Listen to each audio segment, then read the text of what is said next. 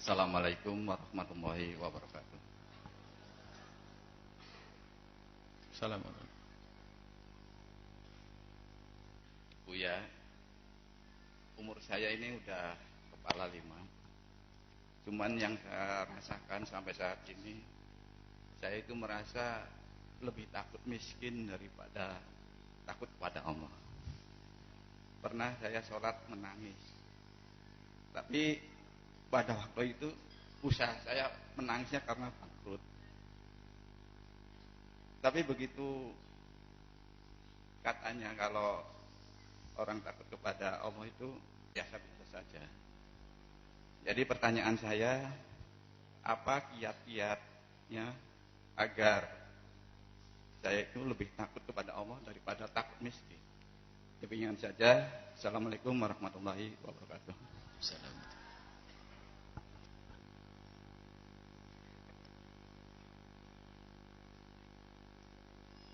Pertanyaannya adalah, saya itu lebih takut miskin daripada takut kepada Allah. Bahkan saya pernah menangis karena usahaku bangkrut. Imewaan di hati Anda. Sadar begini ini loh istimewa. Sebab banyak orang seperti itu tidak sadar. Ada orang takutnya kepada kemiskinan itu lebih banyak daripada takut kepada Allah, tapi nggak sadar-sadar. Kapan bisa tobat? Tapi Anda sadar, istimewa Allah berikan kepada Anda kesadaran. Iya ya, kok saya pernah menangis karena urusan usaha. Tapi aku belum pernah menangis urusan dosa. Sadar itu sendiri Allah berikan kepada Anda keistimewaan. Dan masih banyak yang nggak sadar itu. Usaha ini nangis, bangkrut, bingung soalnya. Tapi nggak sadar, tetap saja. Datang ke kiai minta ijazah untuk usahanya, untuk usaha. Dan tidak sadar dia kalau sebetulnya dia lebih takut miskin daripada takut kepada Allah. Maka insya Allah, pertanyaan dari hati Anda. Anda sebetulnya lebih takut kepada Allah daripada takut kepada miskin. Kenapa? Di saat Anda takut kepada miskin, Anda merasa takut. Perasaan Anda itu insya Allah luar biasa. Dan kapan kiatnya Anda tingkatkan perasaan itu yang sudah ada. Dan ada istighfari terus. Anda terus sadar.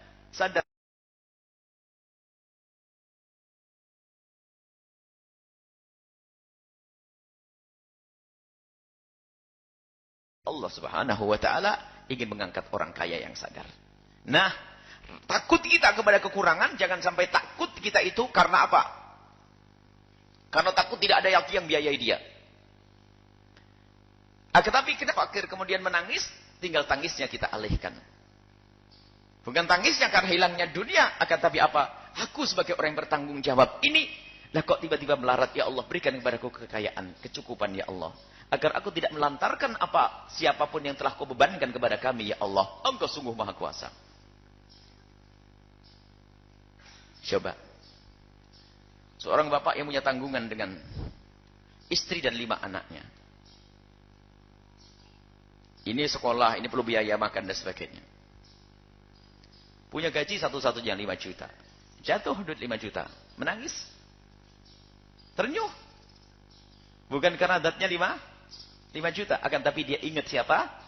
Ingat anaknya. Ingat keluarganya. Misalnya 5 juta ini adalah untuk biaya listrik, makan anaknya, sekolah, persis pas. Apakah dia menangis karena hilangnya 5 juta? Bukan karena hilangnya 5 juta dia menangis. Karena anaknya nanti gimana sekolahnya, pembiayaannya. Kalau seandainya hilang 5 juta, tiba-tiba ada orang ngomong, dibebaskan semua pembayaran listrik dan berasmu. Dia lega hatinya. Karena yang dipikir kebutuhan, jadi menangisnya, ingat. Jadi bukan semata-mata tangis ini adalah hina di sini. Karena tangis siapa? Siapa orang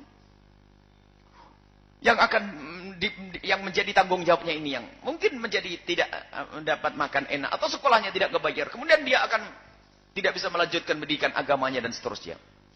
Jadi tangis tidak semata-mata rendah. Kalau kita menangis urusan dunia, tinggal tujuan dunia itu untuk apa? Menjadi masalah itu punya perusahaan 2, satunya hilang saja sudah nangis, padahal masih punya 1 perusahaan. Masih dicukupi oleh Allah Subhanahu wa taala, betul-betul nangis yang mengerikan itu, nangis yang dihinakan. Akan tapi kalau memang betul-betul tidak ada lalu dia menangis tapi yang dipikirkan adalah orang yang di bawah naungannya, maka itu adalah sebuah kemuliaan tanda ada. Ada cinta kepada mereka. Tapi pun demikian tidak boleh berlarut-larut seolah-olah Allah tidak bisa memberikan makan kepada mereka. Baik. Jadi apa yang telah dirasakan oleh yang dimuliakan oleh Allah, Bapak yang bertanya, katalah jaga itu rasa. Jadi selalu dalam perjalanan Anda timbang sana, timbang sini. Kalau Anda setiap hari bisa menangis, Anda perlu bertanya, tangis Anda seperti karena apa? Karena dunia, karena zatnya dunia hina. Tapi kalau menangis karena dunia, tapi ada urusannya dengan orang lain, adalah bukan kehinaan. Jadi kalau zatnya dunia, maka itu adalah hina.